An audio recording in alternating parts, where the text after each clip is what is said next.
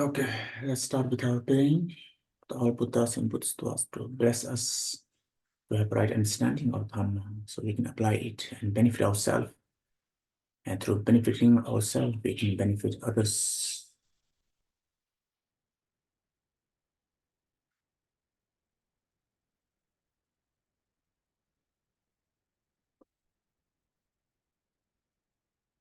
Okay.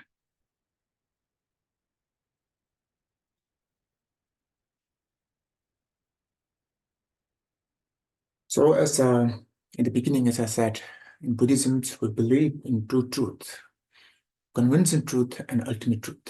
Yeah, the convincing truth is very much like whatever we see through our senses, the ordinary senses, yeah, from eyes, ears, nose, whatever the object we encounter through our ordinary senses, yeah, and we believe, and it's a real, yeah, and it's a real in convincing the world, convincing way, yeah. Let's say we see some mountain, and others also see a mountain, and we say, "Oh, I see a mountain." Yes, I also see mountains.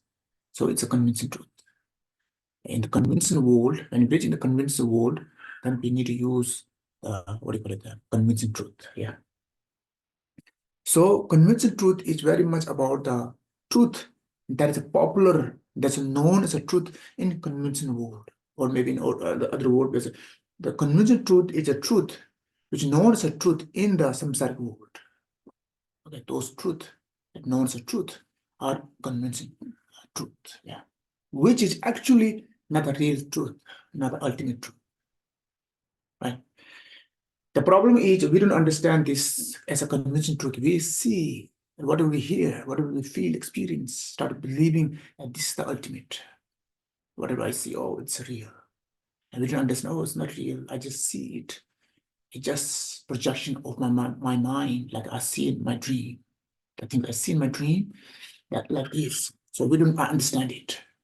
And whatever we see, hear, feel, touch, experience here, we start to believe it's real. And when we start to feel or believe that's real, then what happens? Whenever we encounter nice things, the desires start to appear. Okay, through our mind, yeah.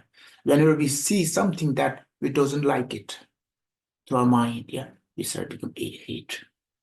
Those things, nor dislike or like, we start to ignore. So all happens how? Because of responding things, believing in things like they are real. The way I see it is like real. Yeah.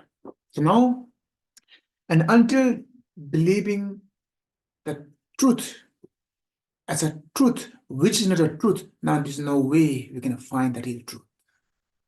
Okay? If you believe those things which is not truth, and you believe they are like a truth, then there's no way that we can find out that which is real truth. Okay, therefore now we must address, oh, whatever you see is just your illusion of your mind, just projection of the mind. And whatever you see through the mind, the ordinary mind, let's say, it's not the truth, the real truth, the ultimate truth, right? You cannot see ultimate truth through the mind, and therefore, or you should be free, make yourself free from the mind in order to see the ultimate truth. Yeah, because ultimate truth are not the object of the mind, it's the beyond the mind, beyond the limits apprehension must ask, like Buddhas, right?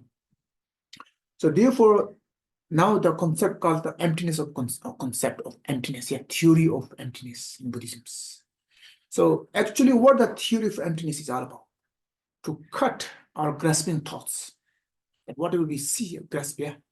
This grasping how happens, why? Because we see whatever we see, hear, feel, touch, we start believing is real. And that when we understand the theory of emptiness is allow us, oh, whatever I see is just empty, not real the way I see it. It doesn't exist here the way I see it. Yeah. This kind of theory is very much similar to the, I think he's somewhere in Europe, Emil Kant. Okay, he's a very profound thinker called Emil Kant, yeah. He also understands very much similarities, which very much similar to Buddhism, okay? It's like when we see, I like the coffee. Oh, the coffee is so good, I like it, yeah. Now the question comes, coffee is good, it's real coffee is good, or you felt good? Understand? Because you feel good, when you drink coffee, you feel good, and you start thinking, oh, coffee is good. Or in reality, coffee is good. Understand? If coffee is good, then you give this coffee to everyone. They all should be feel good. But some feel good, some feel not good, some feel so. Why? One thing, different opinions. Why is that? One thing, different experience, different way of responding by mind. Why? Because different minds.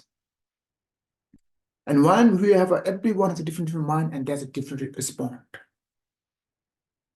Let's say anything's seen by many peoples cannot be the same result.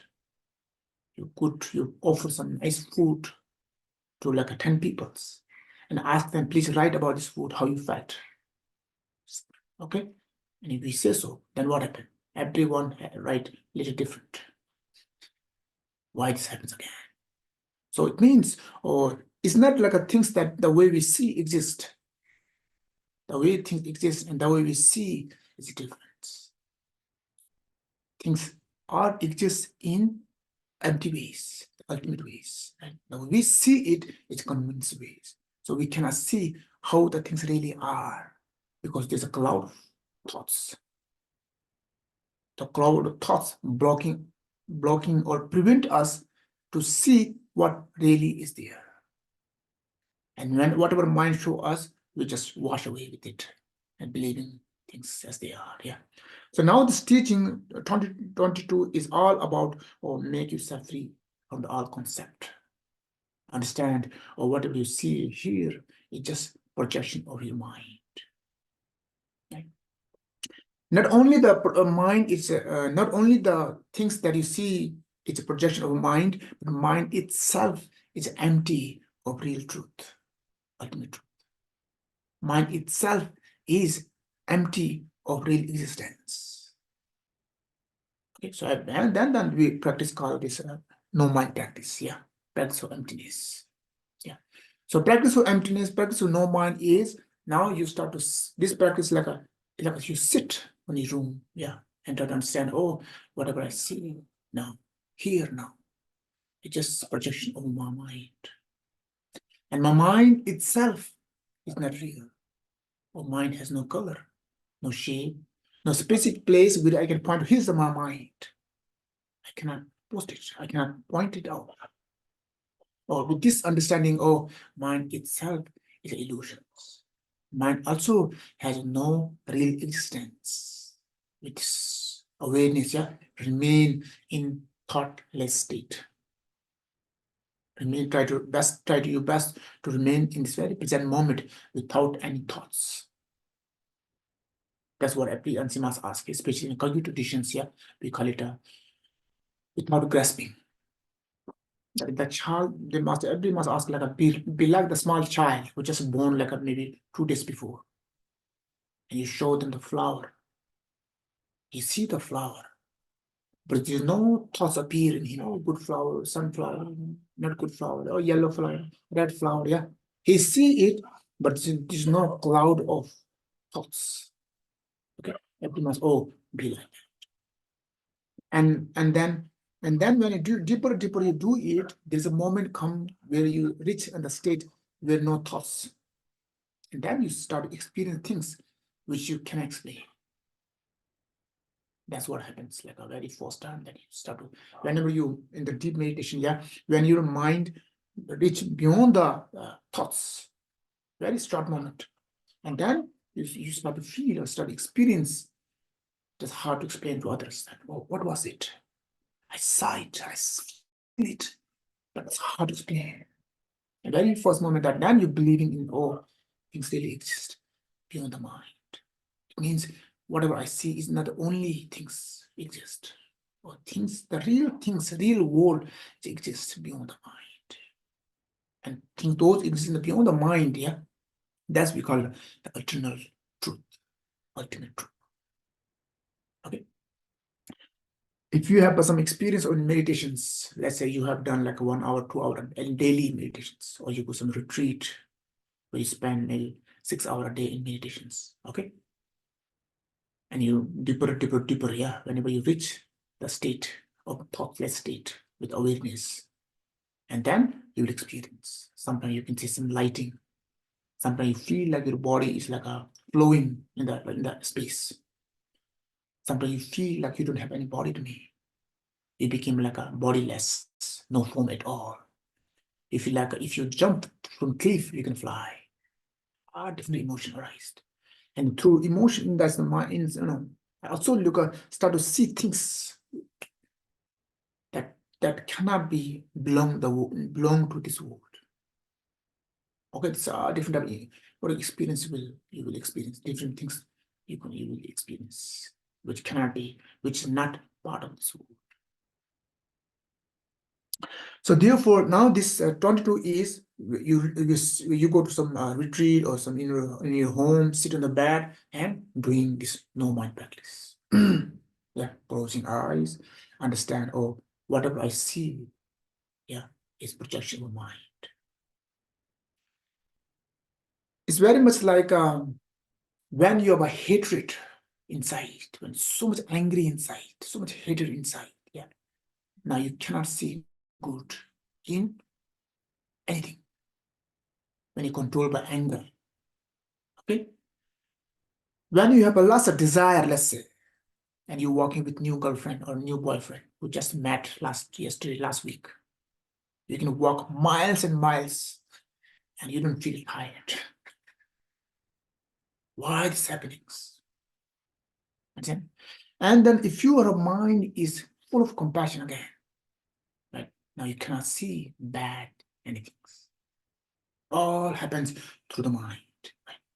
And then once you free from mind again, you see things which it cannot explain, which we call the real truth. But in the beginning, we cannot stay for longer there. We need to reach in the samadhi. We can sit on that position. We can reach in there for maybe a few seconds. It comes, it goes, like in the darkness of cloud. Suddenly, thunderstorm happens. So thunderstorm happens, but it doesn't stay long. Yeah, it's stay for a few seconds. Thunderstorm happens, lightnings. You see, but again, it's gone. Something very much similar this happens during the no mind practice. Okay, like this. So practice of all Bodhisattvas is never to entertain concept, never attach to your concept, or whatever you see, the objects, perceive and perceive. Perceiver and perceived, yeah. Perceiver and perceiver, what that means? It means the mind and its object. So mind doesn't mean mind only mind, okay? Means we have like a consciousness of its object. So eye consciousness has its own object. Ear consciousness has its own object. Like a eye consciousness object is the form. Yeah, sound cannot encounter by eye's consciousness. Okay. Now ear is its own object, like a sound. Okay, like a nose have its consciousness has its own object, like a smell, right? Tongue has its own, what do you call this, object. Tongue consciousness, okay, it has its own object, like a taste. Yeah. So every consciousness or every senses consciousness has its own objects. So in this what do you call this? That means perceiver and perceived. Yeah, consciousness and the object, mind and its object, or whatever see, it's just projection of the mind. Oh, I'm so much attached to my family. Oh, they are so good. Oh, I see some evil people. Oh, they're so bad. When you judging mind up here, understand? Or just what do you call it? A projection of the mind.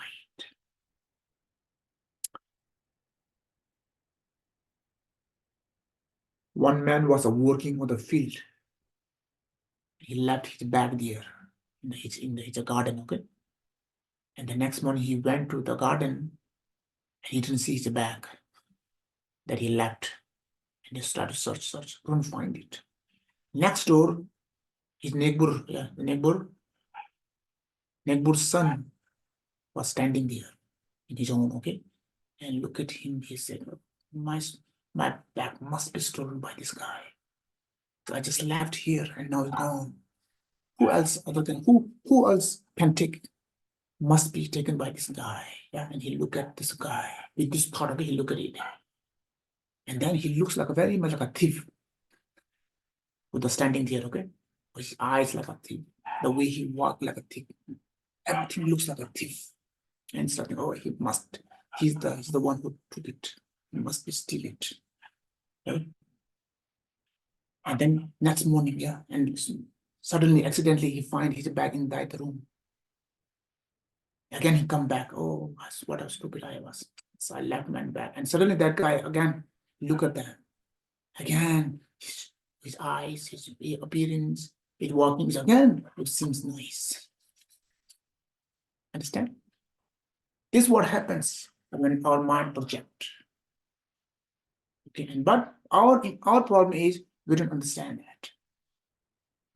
It's like when you walk in the street and you saw a very attractive girl or attractive man, you start to feel desire. Yeah.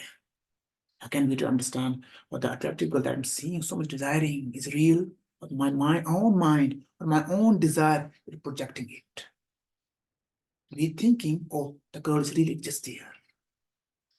And then what happened? Then desires. Then all negative emotions, all negative karma start comes.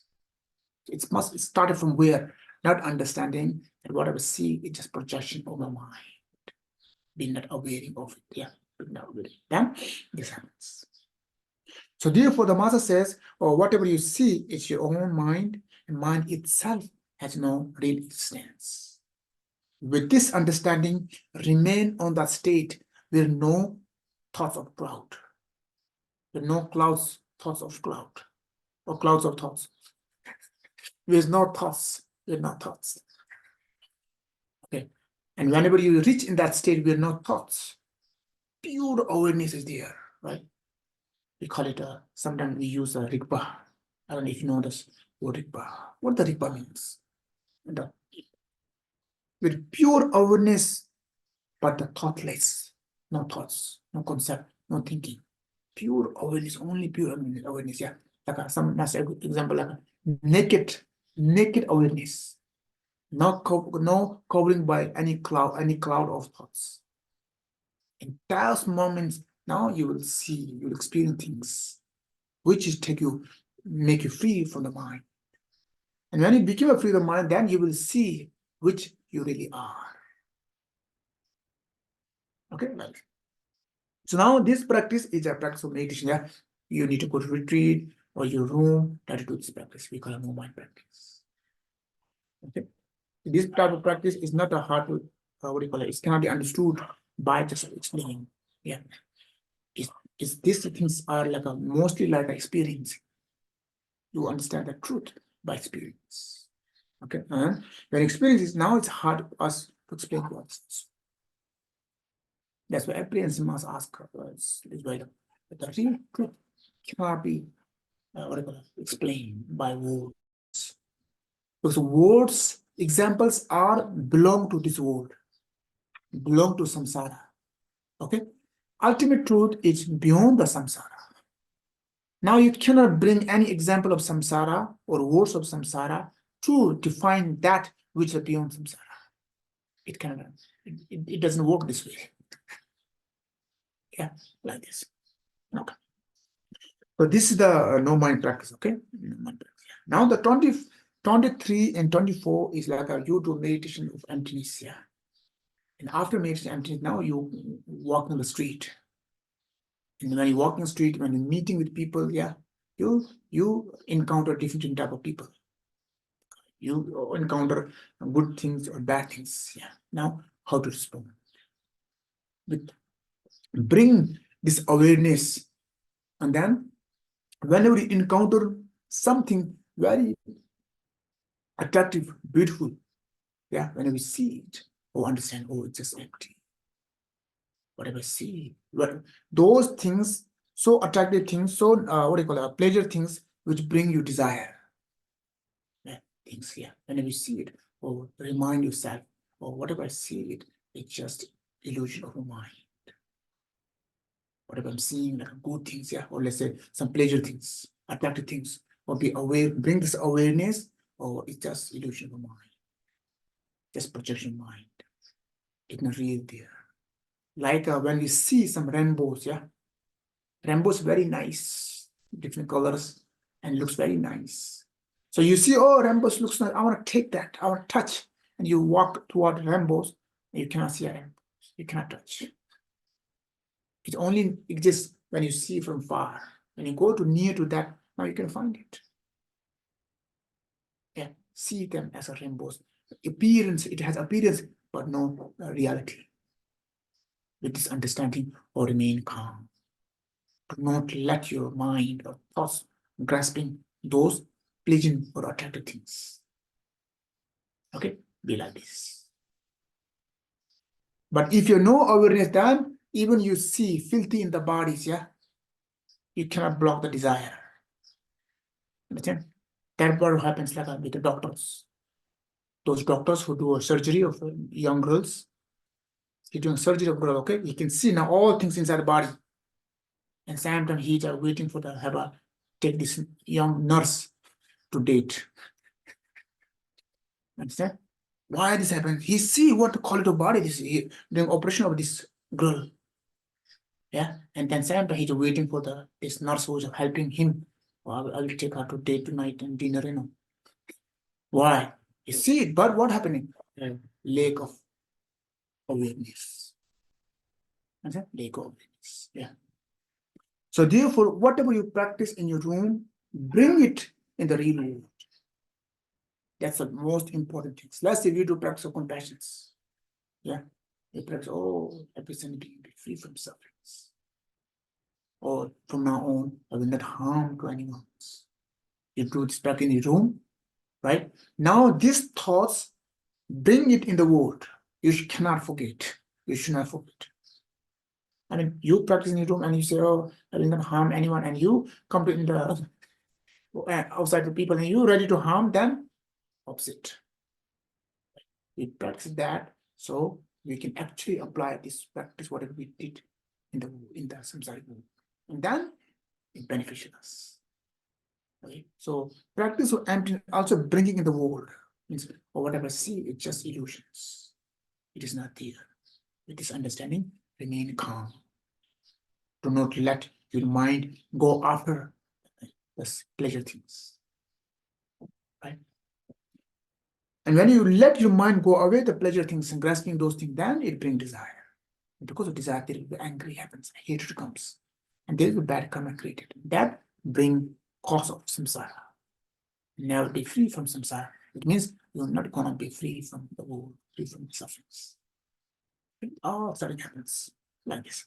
So remain, when we see good things, remain untouched, unaffected by that. Okay, remain calm. Like this. That's why all the practice of Bodhisattvas is to let go of grasping. When encountering things, one find pleasure pleasant or attractive. Yeah. Consider them to be like rainbows in the summer skies, beautiful appearance, yet in truth are devoid of any substance. See, they looks nice. They are looks beautiful, but still lack of real existence. Lack of real existence. Like sometimes we go to some field, okay? I don't know how it happened. Maybe every country has this. Yeah, we make this farmer people make a fake human being, okay, in the field, so birds doesn't come. So to prevent the birds to eat this. So it looks like a far from like some person is there. Yeah. Okay, but in reality, there's no one. Understand? Oh, look at like that. Oh, looks nice. But it's my own emotion, my own mind. With this understanding, remain calm. Okay. This what happens nowadays. This is what discovery of nowadays scientists also. Now, so many scientists they also say like now when they check, when they search, when they investigate in things, before they only believe in forms in material world. Yeah. Now they understand. Oh, the more they check, the more they investigate, they find out that things are like not like really things. Things like more like thoughts, less like things. Understand? More like thoughts, less like things. Means what does that mean? Oh, whatever we are seeing here, tables, books, house. It's all more like a thoughts, because our thoughts projecting it. Even the scientists nowadays says, you go to this condemned science and physics, yeah, all these theories, okay, pointing same teachings. And these are the teachings so many scientists fall in love with Buddhism. They like this idea of emptiness. Oh, what a profound teaching is it? They also understand, oh, this makes really sense. Okay, like this.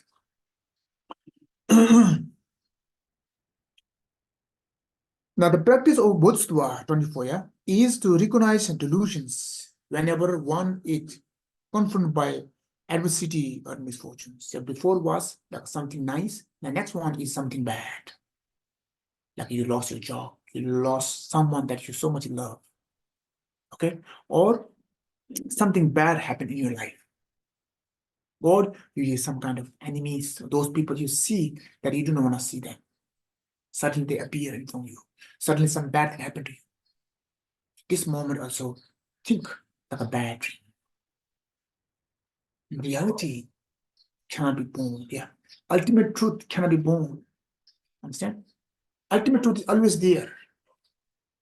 So Buddha and Bodhisattva is not like they create an ultimate truth. Buddha and Bodhisattva is discover the truth. Truth is always there. You cannot make new truth. Understand? We can make a lies, but we cannot make a truth. Truth is always there. The only question is, are you discovering it or not? Do you understand or not? So when we say Buddha nature exists in every sentient beings, it doesn't mean like when after Buddha Shakyamuni enlightenment, and then only then every sentient being have Buddha nature. Before that, no Buddha nature. But before than that, in the since existence, every sentient being carrying this. Who discovered it first? Lord Buddha. Yeah, Shakyamuni Buddhas. That's why we call him awakening. Why we call awake? Awake means what? What is the awakeness? Very first time he understand that, oh, what I was seeing was before not real. I was in illusions, the world of illusions, where I believe that, oh, what I was seeing is real. Very first time I see what real is. He was in the deep dream, yeah. And very first time he awake. And while he was dreaming, while he was dreaming, he see things and started believe in things. Very first time he awake, and then only when he be free from dream, then only he see what really is. That's awakening. Yeah, that's what the name of Buddha is, like awakening. Yeah, awake. What it means? The reality is always there. The very first time he understood it, he discovered it. And once he understands the reality, now nothing can bring him anger, desire, hatred, ignorance. Okay? He free from all this mind, very first times. And then because out of compassion, he teach, oh, real truth is not what we see by ordinary eyes. Okay, you must have a state of wisdom, eye of wisdom. With that only you will understand. And the way I have this potential of happiness that I'm experiencing now, or every something have this potential. Every something being just a. That's why Lord Buddha in one of the sutra of which is here we mentioned about when I achieve enlightenment, every sentient being achieve enlightenment. What does that mean? Does that mean that he achieve enlightenment, we also enlightenment? No, for him, he see the every sentient being carrying same potential, same, understand? Okay, like this. So now here this 24 is about like when you face bad things in your life. You lost your job, you lost someone that you like so much, suddenly pass away. Now how to behave, how to respond, or see that it's like a bad dream. Do not let your mind wash away through the sorrow, through do not grasp it. If you grasp it, then whatever it brings some pain, sufferings, right? Or see it's like a bad dream, that remain calm. Okay, that's what it means. That's why we have in Kagyu and Kagyu master advice, yeah, real Kagyu who really practice now, who spend years and years in Himalayas, caves, risk their life, the advice, or practice things. Practice like like a mountain. Okay, like a mountain cannot be shaken by no matter what kind of air comes here. Bad air comes or good air comes. Good smell of air comes or bad smell of air comes. It means solid. Okay, everyone master, this master asks, oh, no matter what comes in your life, fortune comes or unfortune comes, remain calm, remain untouched, unaffected by outside world. Be like a mountains. Our problem is when a good fortune comes, we become crazy again. We forget, yeah. And unfortunate comes, we become so sad then again. Right? Both affect us. Okay. Now the master, oh, when good things come, you see them as like a rainbows to not grasp. When a bad things come, see them as like a bad dream. So why this bad dream and rainbows? Why? What is for? So you remain calm. Good things come, bad things come. You remain calm. It means somebody praising you. Oh, what a beautiful you are. What a great person. You are a real Bodhisattva. You are a real person. Oh, I had never met you. Yeah, started praise you. And then again, what happened? Oh, just like a rainbows. Remind this yourself. Oh, just rainbows. Or some kind of, echoes. Echoes. Echoes, yeah, echoes. When we in the big room, we say, oh, and this oh sound comes, yeah. Echoes. So this people praising me and I'm seeing it, just echoes. Nothing real there. It's on my own mind is making this sound of nice, hearing this nice, yeah. Understand? Remain calm. Do not grasp it. And suddenly something, oh, you are stupid, you are idiot, you are evil, you are a bad person. Now speak again, remain calm. Like a battery.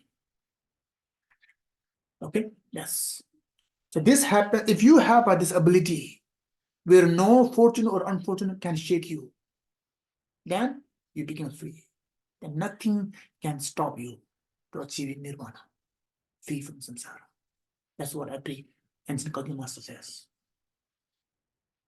Okay? It is not a things, one of the profound master called Naropa. He had a master called Telopa, yeah, profound Telopa. He said like advice to me is Naropa. It's not a things that dragging you in the samsara. It's your own grasping that drag you in samsara, dragging you to the suffering of samsara. It's not a things that bringing problem in your life. It's your own grasping thoughts, ignoring thoughts, bringing. So now what to do? Make yourself free in that grasping. Yeah, in Muhammad's teachings. But as I said before, as a beginner, okay, it's not easy for us to give up. You see in the crowd of people and you wanna, it's not gonna happen, not easy, right? So what to do? To go to retreat, find a place where you can spend alone and meditate on emptiness. Do it enough. So when you come to the samsara, now nothing can harm. Nothing can bring you desire. You remain always calm, like solely.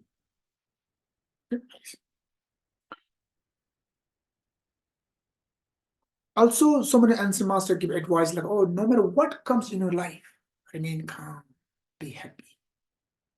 Do not let other things destroy your inner peace. Fortune comes, be happy. Oh, fortune comes. It's my result of my good karma. By seeing it and having it. Oh, it means I'll continue more good karmas. Try to remind me this. Because when fortune comes, oh, it's nice. I can use it for dharma activities. Because the dharma activity is the only path that make my life meaningful. It's the only path, dharma activity is the only things, dharma karma, this good karma is the only things that I can take with me, which became a cause of happiness in my life. Which bring happiness here, which bring happiness next life. Like a Master Shantideva, yeah, one of the profound Master Shantideva, it was like a good karma or like a what do you call it?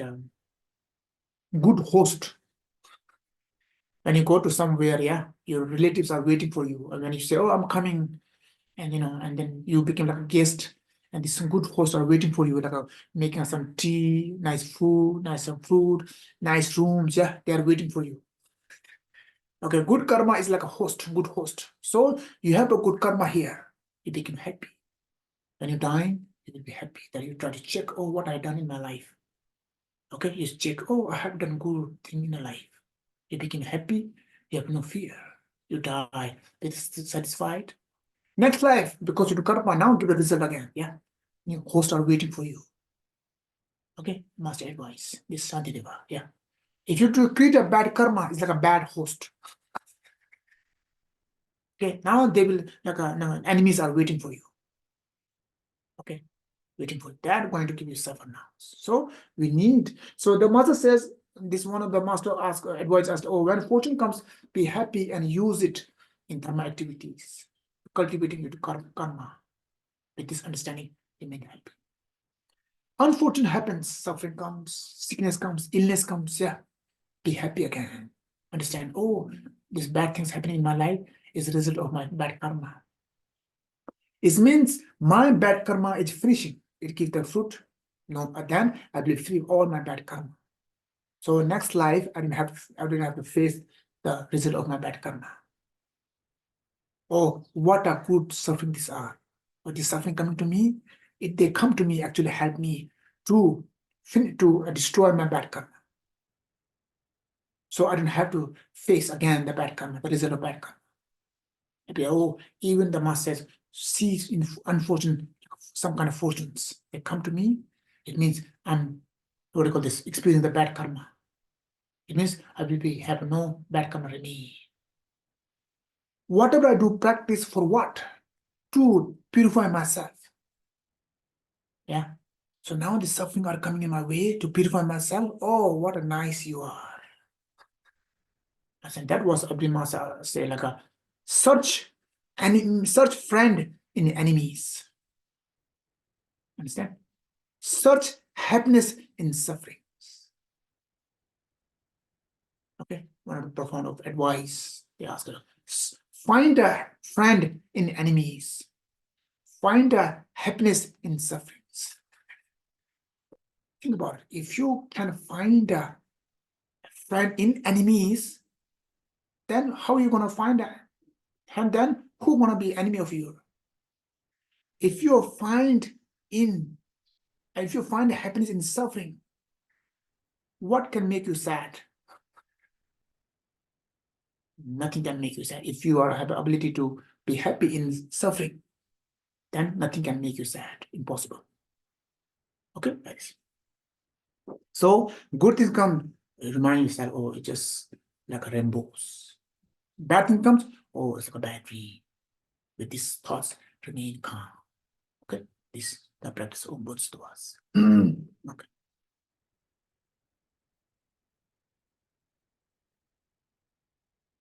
Now the 20 from 26, 25, yeah, 20 from 25, all this we call it until 30 is like we call it 6 perfections, 6 paramitas. Okay, 6 paramitas. 6 paramita is one of the main practice of minor Buddhisms. Yeah, but of course the 6 paramita has a different explanation. Okay, if you go to Mahamudra tradition, we have different explanation. Vajrayana has its own different explanation. Theravada has its own different explanations. When we go deeper, yeah, deeper. We have like a 2 type of bodhicitta. Okay, sometimes we use like a convincing bodhicitta and ultimate bodhicittas. Yeah.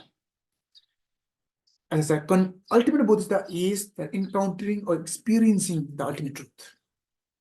That's the ultimate bodhicitta. Convincing bodhicitta has a two type of form.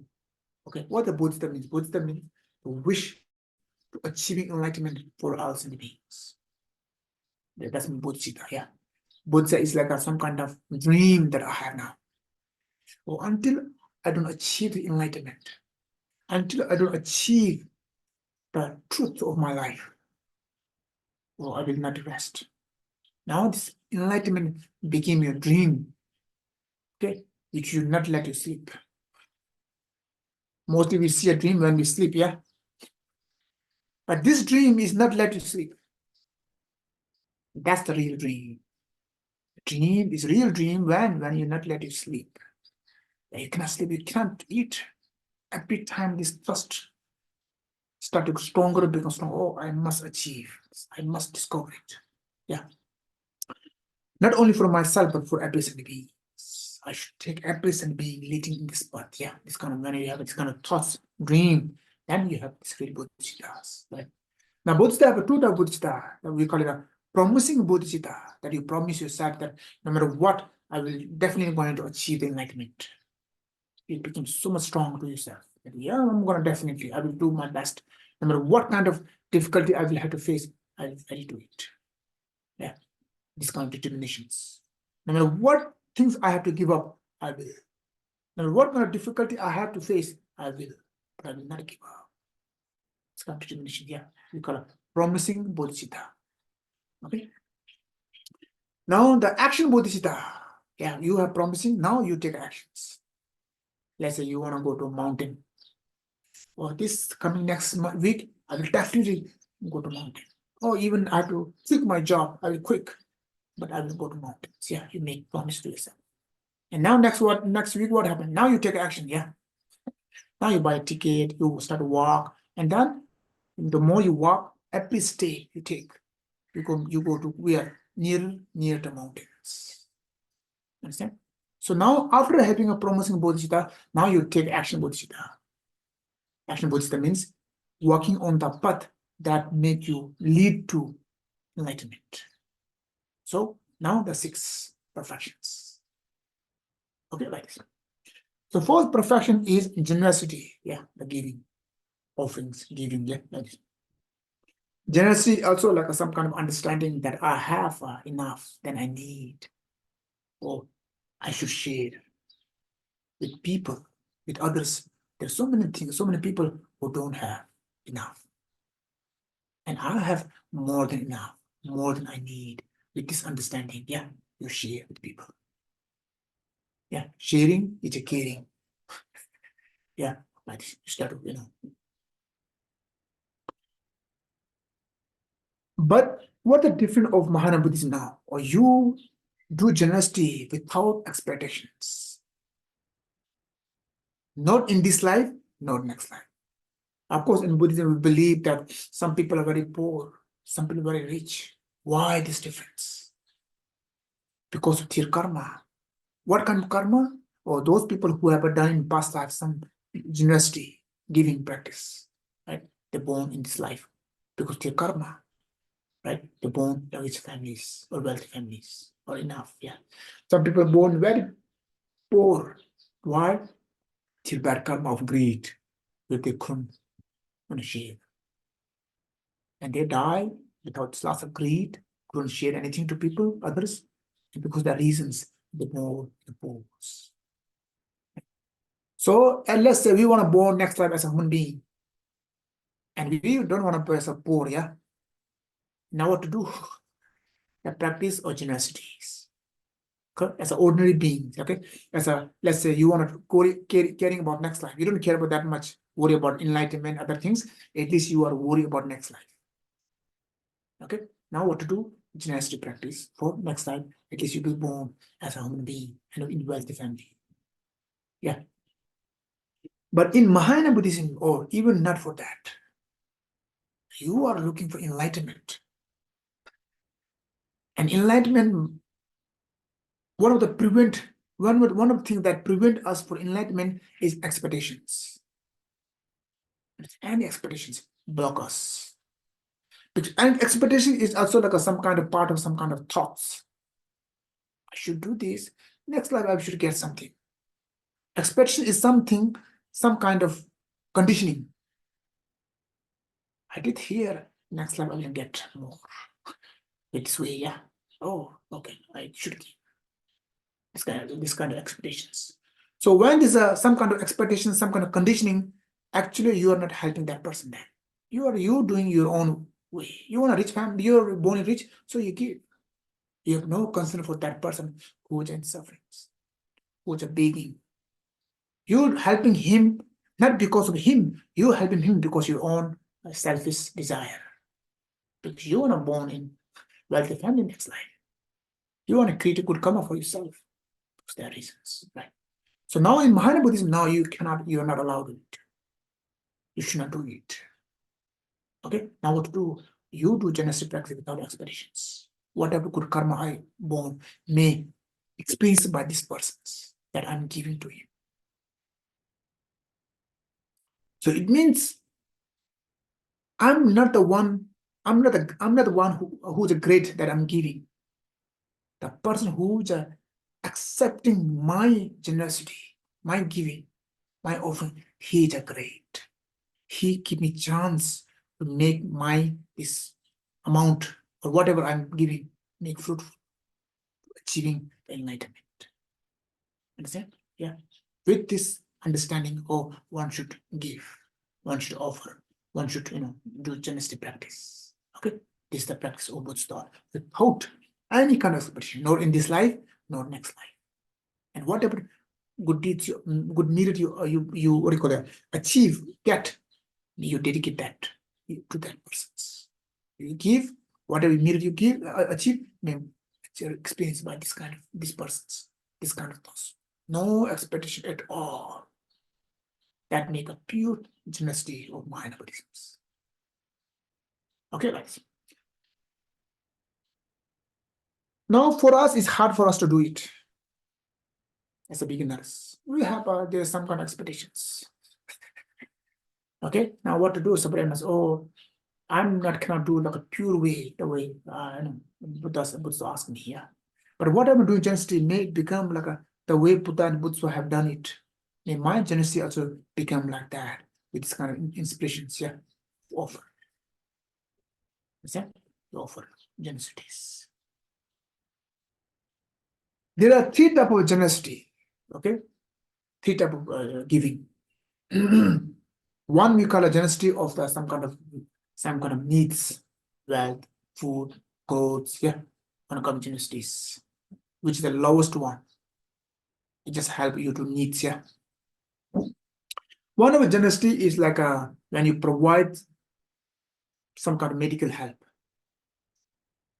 Okay, or sometimes you offer, you donate your organs, blood, or some kind of, when you save that person out of compassion, he's dying, and then I should, even you have to give your organs to save that person, yeah, do it. And donating your eye, donating your blood, yeah, it's also part of generosities. Especially in Tibetan Buddhism, we have a practice called Chud. In Chud practice, what we do, we call all the demons, those who want to suck our blood and eat our flesh.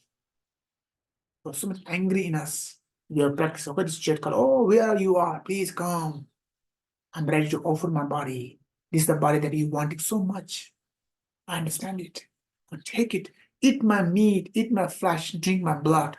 Okay, this kind of praise comes in the church practice. So the dynasties. And even still we have Tibetan Buddhism, even if you come to Himalayas, yeah, we have places where still, when the person die, his body cut in pieces and offered to the birds. We have this tradition, still we have this.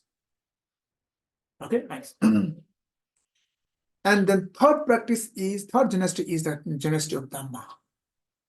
Yeah, you understand? Okay, and there are people who are so much ignorance. And if they start to ask you, please, what have you understood? Could you share with us? You don't stingy to your understanding. You start to share out of compassion, out of help with people who are asking you. Yeah. So you are sharing this to help this person, not because you are sharing to people, so people knows how many things you knows. Understand? Yeah. Because you understand, these people are having a problem, so you share. They are having ignorance. They don't know what the Dharma is all about. It's out of compassion you share Dharma teachings or technique of meditation that you receive from lineage masters. It's very, very important. Some meditation techniques that you receive from your master, which has a lineage. All go back to the Buddhas and Bodhisattvas. Not like nowadays some people made it up and that's have a no lineage. These people just made it up. One should not trust this kind of methods. It's gonna lead you that way, the wrong way. Yeah. So we need some kind of meditations. We need some teaching which has a lineage all the way go back to the Buddhas. That's why we're looking for the lineage master who hold the lineage. Okay, very, very important this also again. The lineage masters. What are we teaching? He to hold the lineage or not, right? That's why we're looking for the lineage master. Okay, nice. And very, very important, yeah. Because nowadays I see many friends from Europe and friends from some Americans and other countries. It is like a name of meditation, terrible. If you go to some Osho ashram, yeah, Osho's, it's terrible. You watch the movie called Netflix, and Netflix, here's something about him, where you become naked and cry, you shouted. This is not gonna work. No, this is not gonna work. It won't benefit. Make you more, your mind become crazier and crazier. Okay, so that's why we need teachings, we need instruction of the meditation that comes by awakening one. It means Buddhas. That's the teaching we need. Okay, that's very, very important. Yeah. So when you have lineage, yeah, when you have experience, when you receive this teaching from lineage masters, and all the way go to Buddhas, okay, now you share these teachings, people. Yeah, it's one we call a generous practice, the highest ones. So sharing the dharma is the highest one. Why? Because it's the only way to transform that person and make him the real, bringing him in the real happiness. I mean, giving food, giving some eyes or some organs. It's good to save him, but they are not really cause of happiness.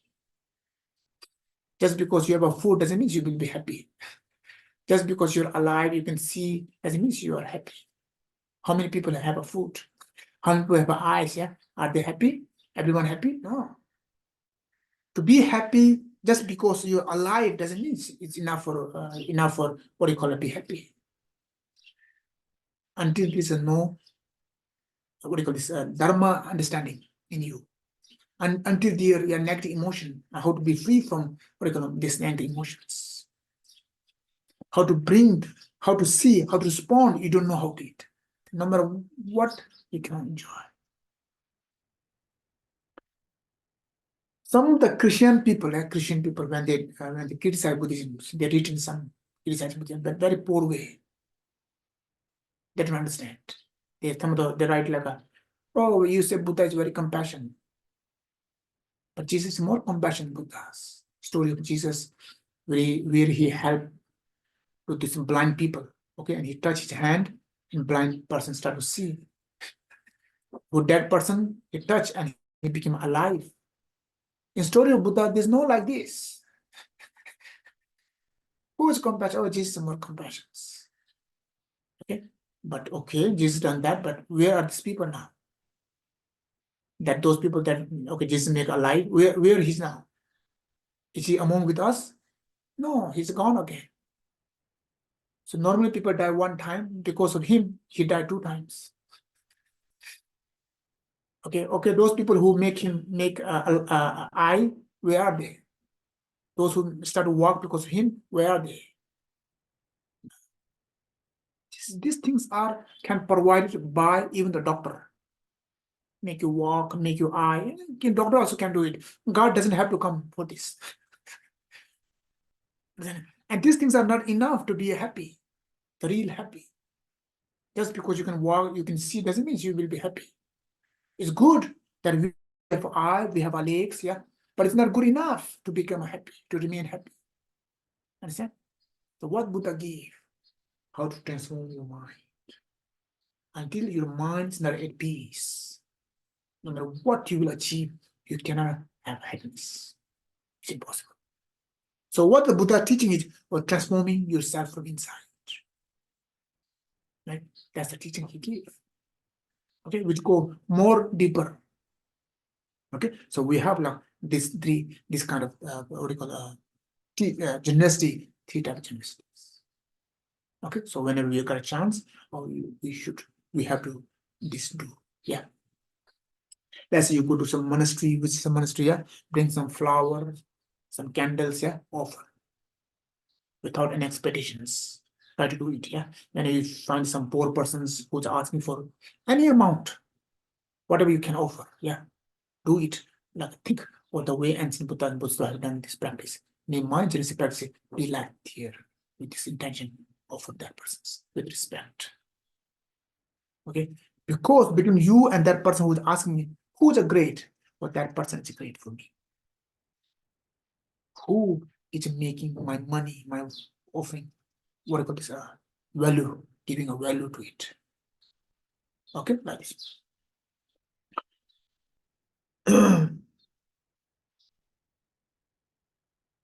Now the second one, okay, the second one, 26, yeah. The practice of all Bodhisattva is to observe ethical restraint. It means like a morality. Oh, stay in the moralities. So in Buddhism, we say like what the cost that make us born in human being or devas, yeah, like heavens. What the real cost that bring us the form of human beings is discipline, is morality. Because of morality, we born again in the land of higher realms, as gods or some such human beings, yeah. I said because generosity we born in wealthy family. Okay. Now because of generosity of this wealth, we become wealthy in born wealthies. And because of morality, we born again in human beings. Let's say you wanna born as a human being again.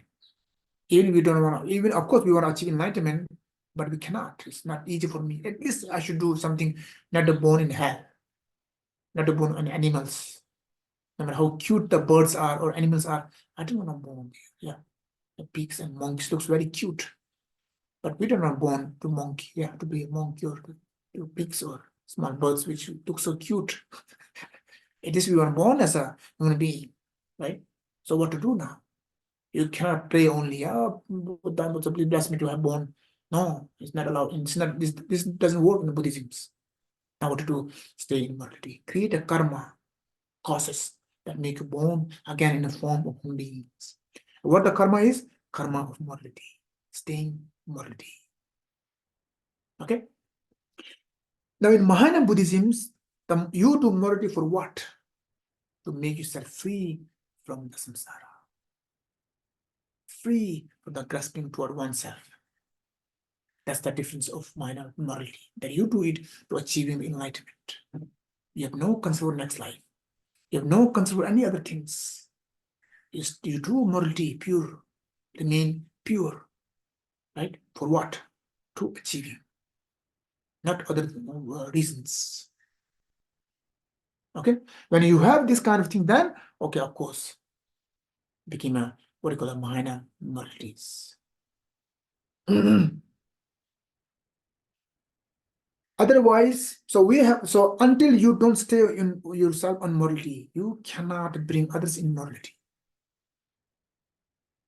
You yourself also have a full of bad thing in your life. You smoke, you drink, you fight with people, you all do indulge in samsaric activities, indulge in day and night. And you are asking others, oh, you should not do it. Yeah, like you're smoking others and asking others, oh, do not smoke, smoke is not good. You should give up the smoke, it's bad. And you keep smoking by yourself, never gonna happen. Who's gonna listen to you? Right? As I said before, yeah. The man teaching of master, the man teaching that influence the student is not the book, is the lifestyle of master. That will the student really learn. I mean, master living luxury life, okay? His food are like a five-star hotel foods and luxury life, expensive things. And you start teach students, samsara is suffering. Do not attach to samsaric pleasure, give up attachment of samsaric pleasure. And same time, you have all luxury. You're teaching this doesn't match. What are we saying? And he's leaving. Doesn't match. Oh, you should go to retreat, you should do some meditation, you should practice. himself always indulge in the luxury of life, traveling around, enjoying things, yeah, never practice, never go to retreat, never have a experience in solitude. And you advising this to others, never gonna work. And his student became the same as him. And he also going to teach his student, oh, you should retreat, you should not give attachment toward samsaric pleasure.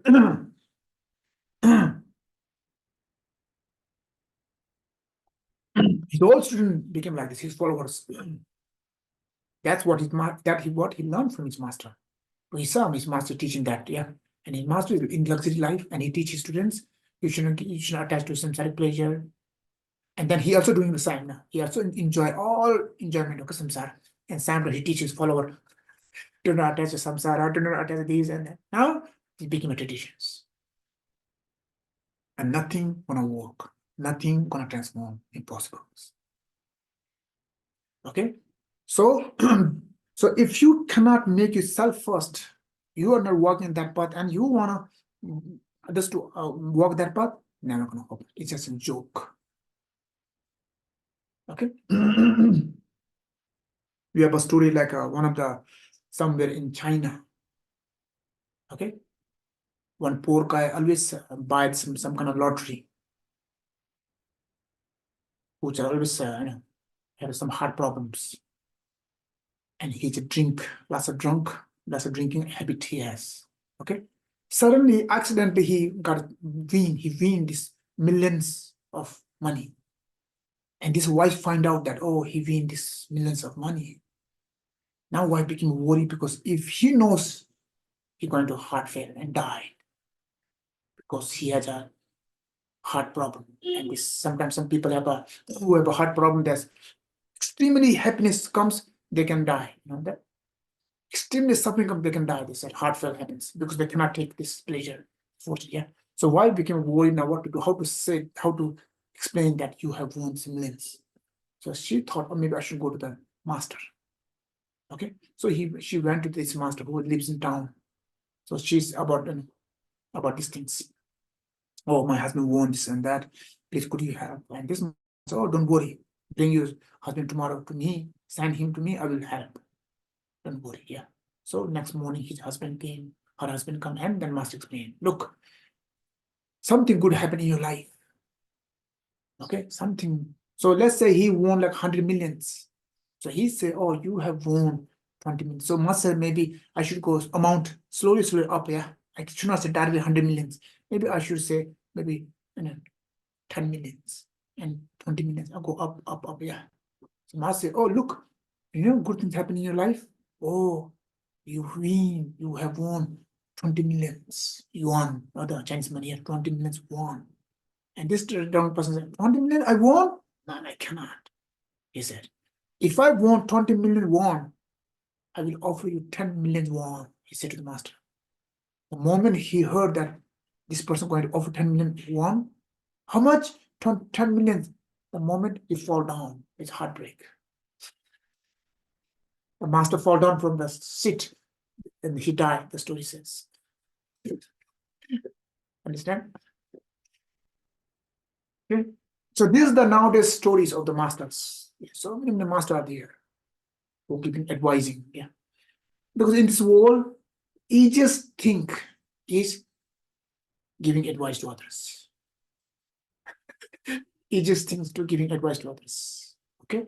That's the one of the hard. And we like to give advice and never apply those advices that we give to others to ourselves.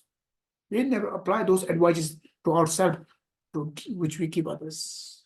And as we become a phony, we become hypocrisy. Okay, that's why we have to be careful about nowadays master. Yeah. So therefore, in order to help others, you have to be helped yourself. If you never help yourself, you indulge in samsaric pleasures, and you wanna make free others from samsara. It's just joke. You also drowning in the river, and you wanna help others who are drowning. No, you cannot. Maybe you wanna kill that person. Okay, therefore, make yourself first free. Okay, this is the very, very important. Yeah, but not. So we have like a different type of moralities, right? So as I said before, the common practice that's morality is like a no killing, no harming, yeah, no stealing, yeah, no sexual misconduct, okay, no lying, and then no drugs or alcoholics. So these 5 we call Panchashila. If you remain in the Panchashila, right, then it makes you happy in this life. Next life, it became a cause you to bring happiness or born in higher lives. And especially in Mahana Buddhism, not to kill, not to harm, but help, support life. Not to steal, but give. Not to lie, but speak truth, if necessary. No lie, speak truth if necessary. But if not necessary, keep quiet. Do not speak. If you use this truth to, other things and using this truth to harm people's feeling, is becoming worse than lie. So do not speak a lie, but speak truth if necessary. If not necessary, keep quiet. Yeah, and do not indulge yourself into drugs and alcoholic things, where your mind is controlled by these things. Right? Remain away from those things. Yeah, this is one of the morality we call Panchashila for lay people. Okay, right.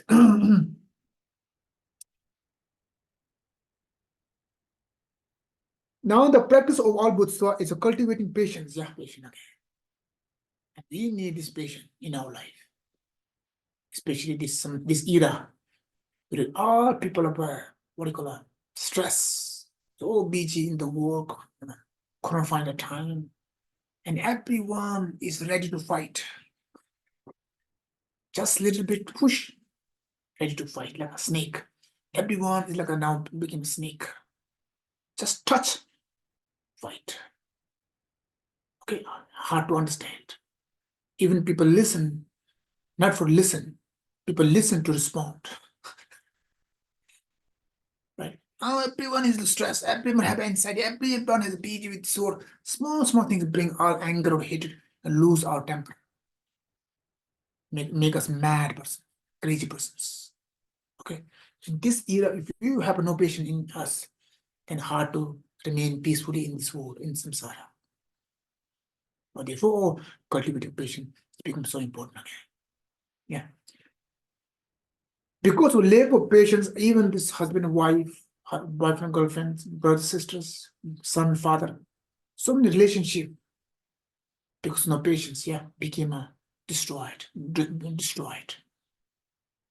lack of patience. Small words, and then wife started becoming angry. Small words, husband became angry. Small words, father became angry. Small words, her son became angry. And they angry became more stronger than they hate. They don't like each other. And they don't talk the whole life. It started from small words, okay? This happens. I have seen many people who don't speak with their sisters. Maybe they did something, I don't know what happened. Yeah, they don't speak. I meet people who don't speak with their father, their mother. Why? Just little thing happened, and then they become angry, and then they keep with this anger in whole life. It means they provide causes to their self that are giving suffering. So many master advise like, when you have anger in you toward others, there's no guarantee that other people will suffer. One thing is surely guarantee that you're going to suffer. Because whenever you be angry, others will be suffer or not, no guarantee, but you will suffer, that's for sure. Whenever you have anger in you. Right? Everybody must, remain patience. So patience also is a happen. Why? Because of understanding. This person is suffering me. Why? Is he evil? No. He is controlled by negative emotions. Or he is having lots of problems, lots of suffering in his life. Because of the reasons, or he is giving me problems. He is speaking this way. He is insulting me. Yeah. With this understanding. When you have eye of this understanding, now his behavior, you can forgive easily. And sometimes also like we should forgive these people, yeah. Somebody master advise like the world is like a land of snake. Okay, ready to bite. So we need to forgive these people. Not sometimes, not because of they deserve our forgiveness, because we deserve peace. Holding in anger keep us suffer only. So even he don't understand me, even he doesn't deserve my forgiveness, but at least I deserve peace. So what to do? Oh, giving up, let it go, the anger, remain in patience. That's the important part. Okay, next. And then we have also like a few type of patience. Yeah, patience when you do, and when you have patience for the people who harm us, who insult us, who fool us, who turn us down. Okay, in that case, you patience. Yeah. Another patient, we call it a patient toward when you do a Dhamma practice. When you really want to do a Dhamma practice, let's say you go to some solitude, Himalaya, far from your town, far from your friends, you stay alone, practice. Because our mind is so much into crowd, okay, already become addicted to it.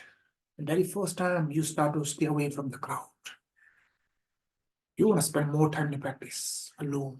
Yeah. Now, because we have addiction to the crowd, now mind feel bored. You start to miss your friend. You start to miss some cakes, good food, good cafes. You feel, oh, maybe I should go to in here in Himalaya. There's no good cafe, no good bakery, no Starbucks, no pizza. Oh, I should not do it. Maybe I should go there in city and practice there. And whenever I feel some coffee, I can go to cafe. When I feel like I have to have a pizza, I can order. So maybe better to do practice in cities, yeah. And then you give up. And then problems. Now you cannot, your practice cannot go. So when you go to solitude, so many different obstacles can arise in you. Some boredoms. Maybe you can feel lonely, or you feel like a missing family.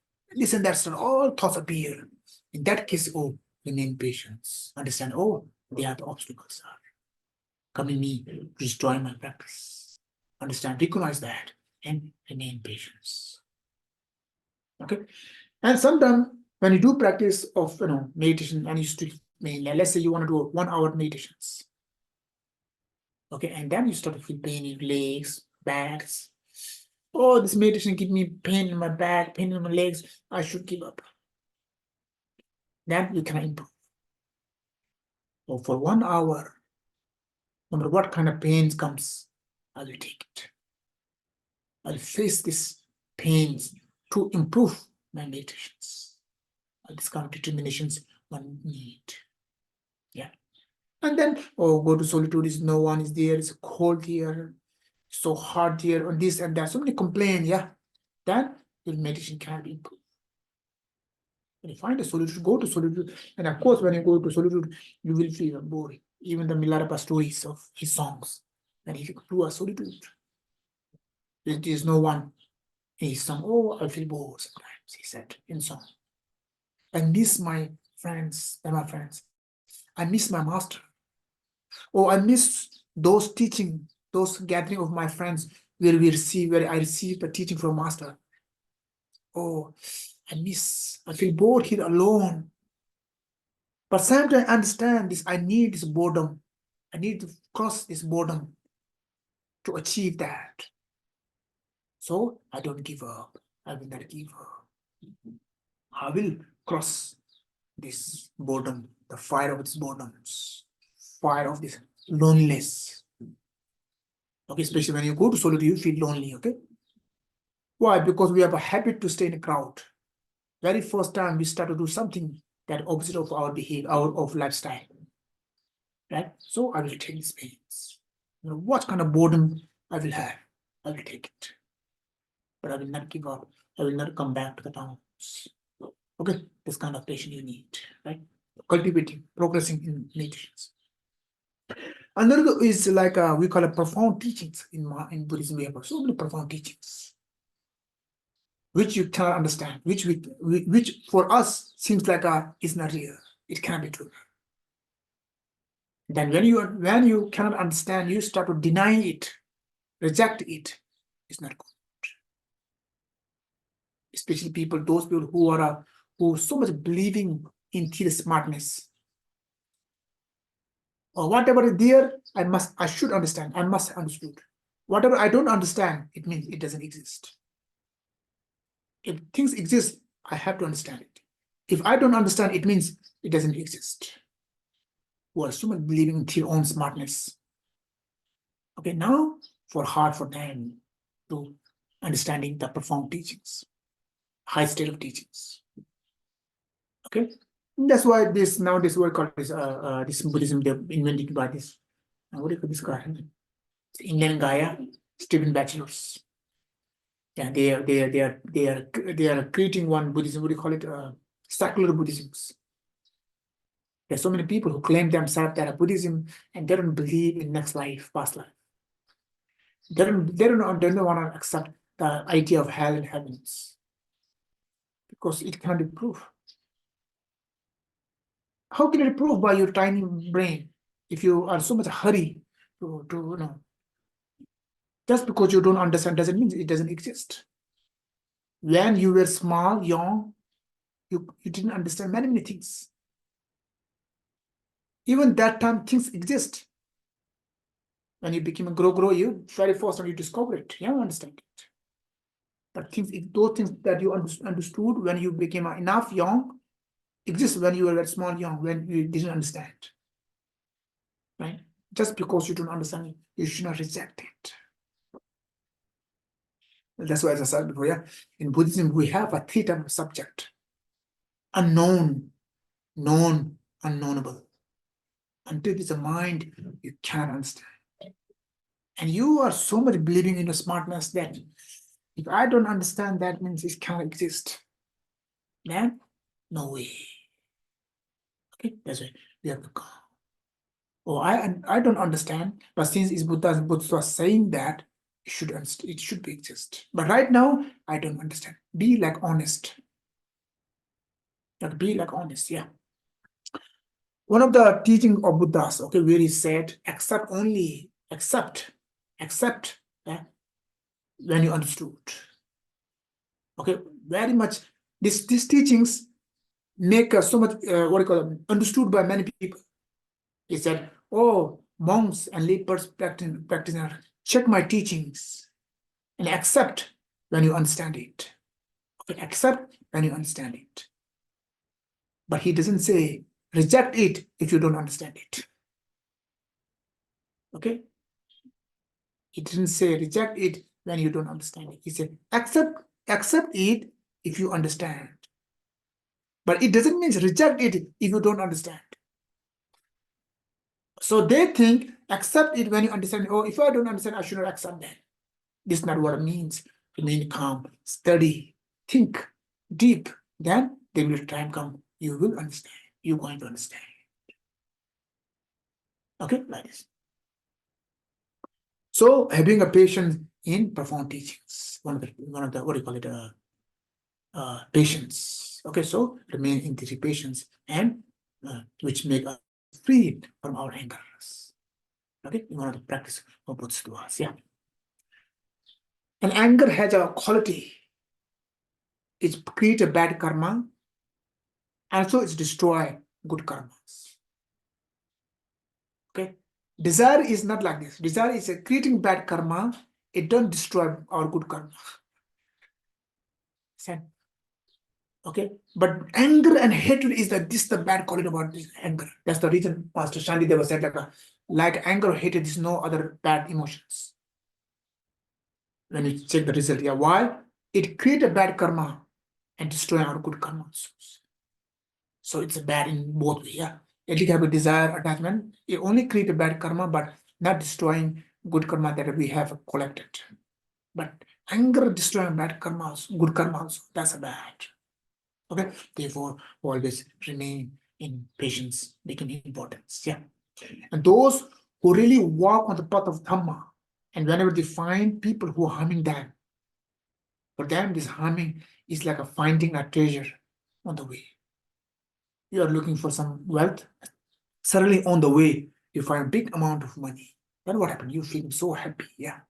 You want to practice of some kind of patience, you want to cultivate the progress in your patience, and suddenly these enemies comes and start to give a chance okay, provide a chance to have a patience. Then it's like finding a treasure on the way. Okay, this way remain calm. Okay, nice.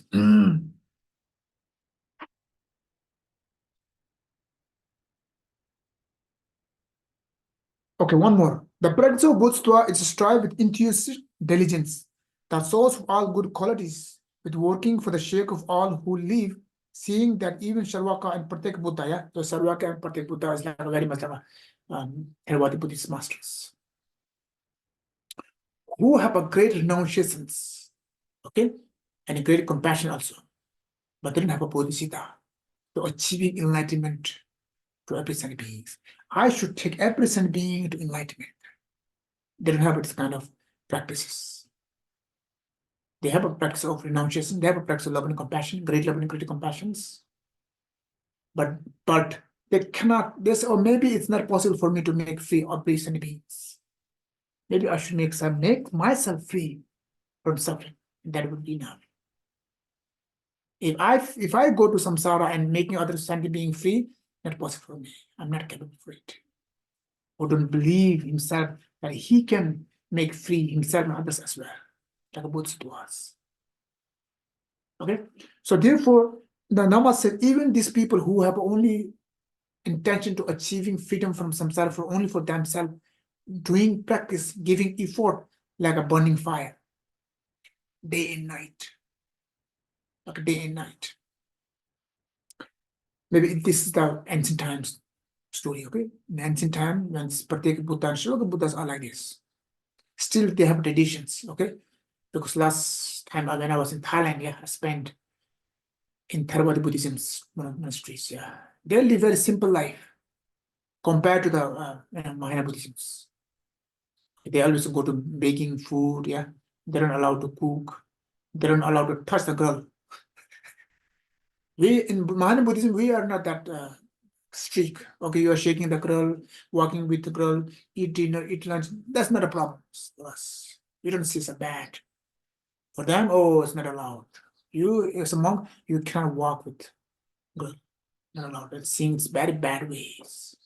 I must path give up, yeah. Stay away, stay away. It will bring desire in you. Stay away, yeah. Which is very profound, actually. Of course, easy to say it's our mind that bring desire, not the girl, yeah. Of course, we love to say that. Okay, so I can stay with the girl, I can stay in this other pleasure, no worry. But we don't understand that our ability, so many wounds we have. If you have lots of wound in your body, and when you go to crowd, what do? You stay from crowd, yeah.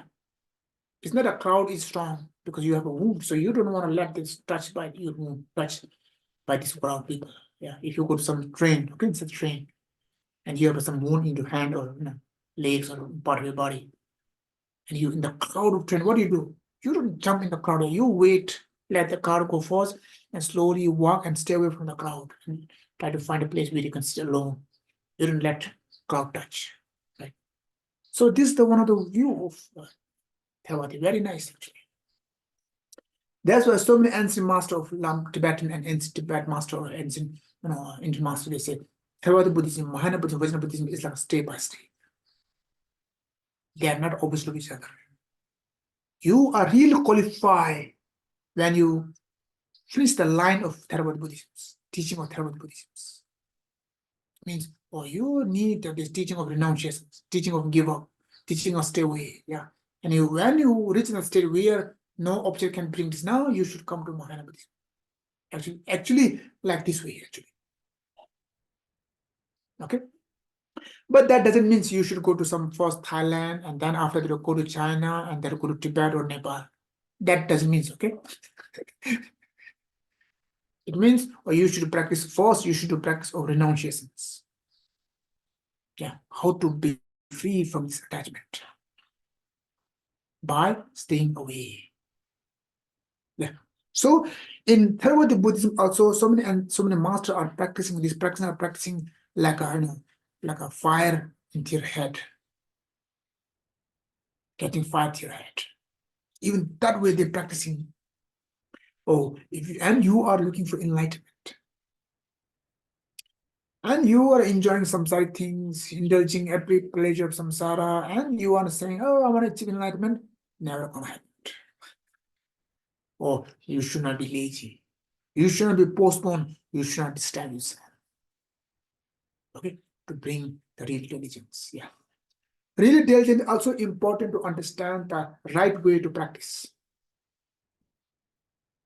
Okay, like if you need to cow the milk, you need to understand how to cow the milk and where the milk is. You go to cow horn, yeah, and pull every time, hoping that milk will come. Then you will kill that cow. Milk never come from home. Some people do practice not understanding how the practice work. They never study now. Them study means go to some library, buy some book and read. They never seek the master who hold the lineage.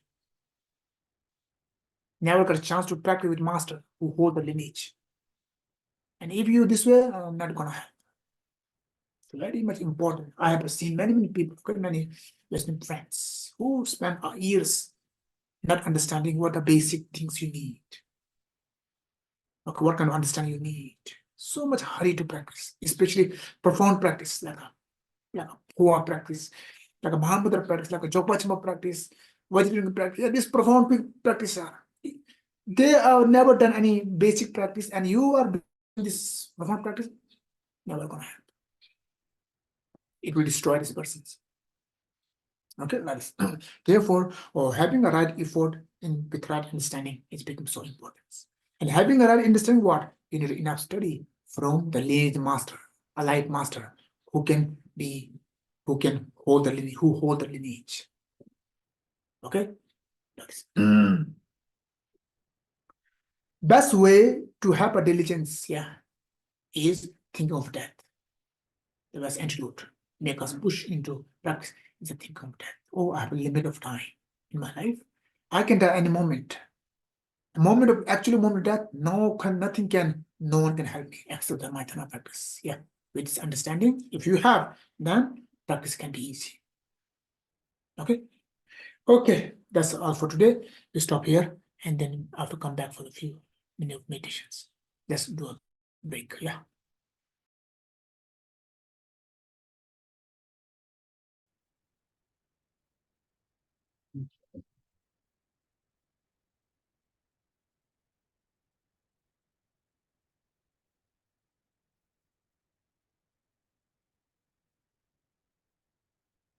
Okay, let's start with begin with breathing. Make your mind calm and then counting the breathing 21 times. After counting 21 times, just be aware of the breathing, how it goes in and how it goes out.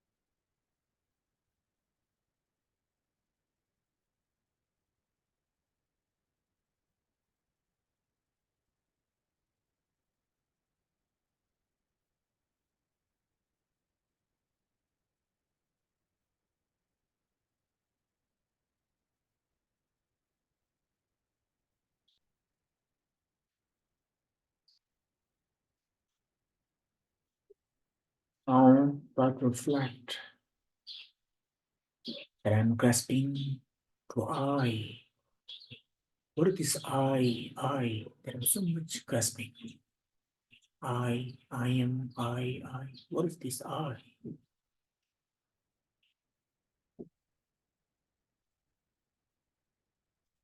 If I exist in reality, it must within the body and the mind.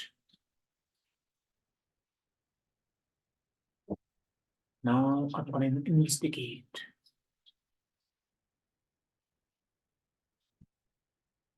When I see my body, I see skin, meat, blood, and bones. But skin is skin, not I. Meat is meat, not I. So as blood and bones, not I. There is I in the body. I don't see any I that exists in the body.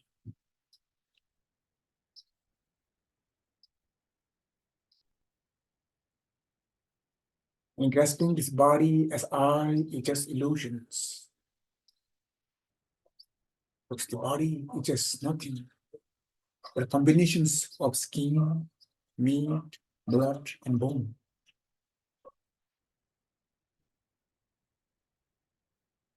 Body is not I understand. I see.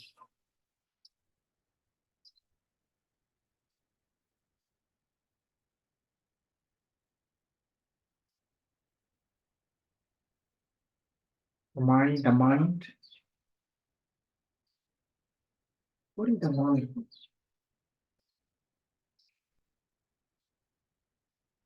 I see the mind is constantly changing.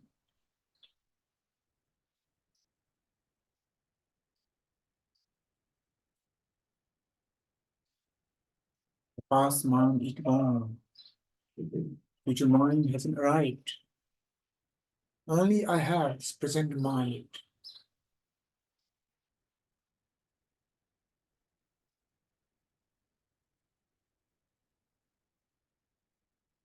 What is the present mind also? There's no color, no shape, no form, no specific place where I can point out here's the mind. Mind itself is just illusions.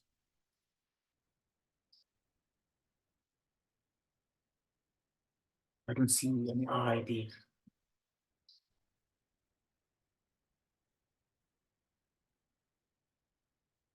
Why it's empty of real existence.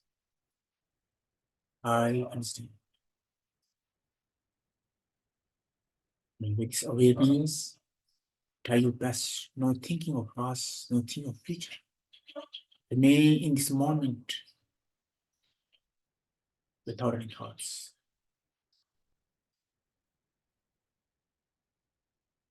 And any thoughts appear, just be witness to it.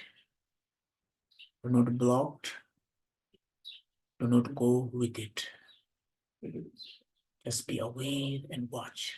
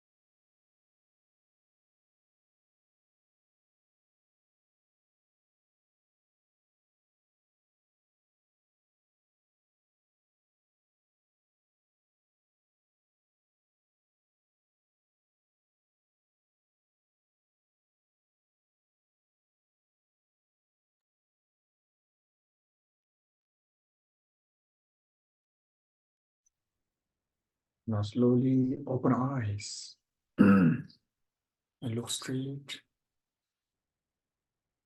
and remind yourself that whatever I see, feel, hear, smell, experience, it's all like a dream, like rainbows in summer. Nothing is real.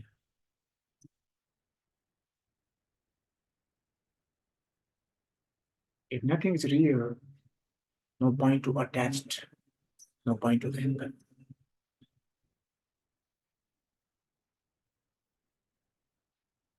Suffering comes or happiness comes, but remain calm. Praise comes or insult comes, but remain calm.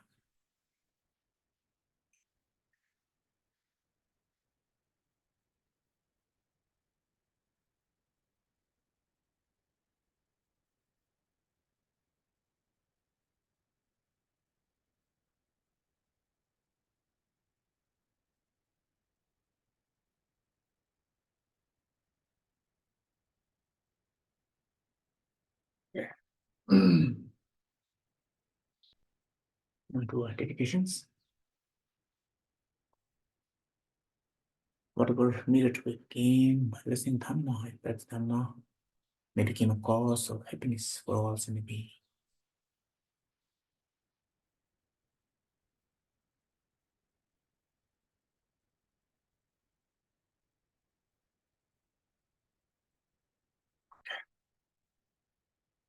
Okay, thank you very much. Okay, so we'll stop here today, yeah?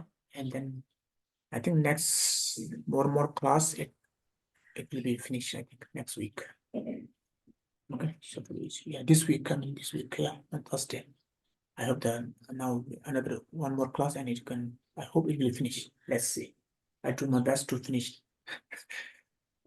Okay. Yeah, very close. Very nice. Okay. Thank you, Lama. We appreciate Okay, it. thank you very much. Okay, Thank thank you very much, Justin and Jenia and Ila. Okay, I'll see you next time again. Okay, see you All one more right. time. Take care. Thank you, Thank you very much. Lama. Thank you. Thank you.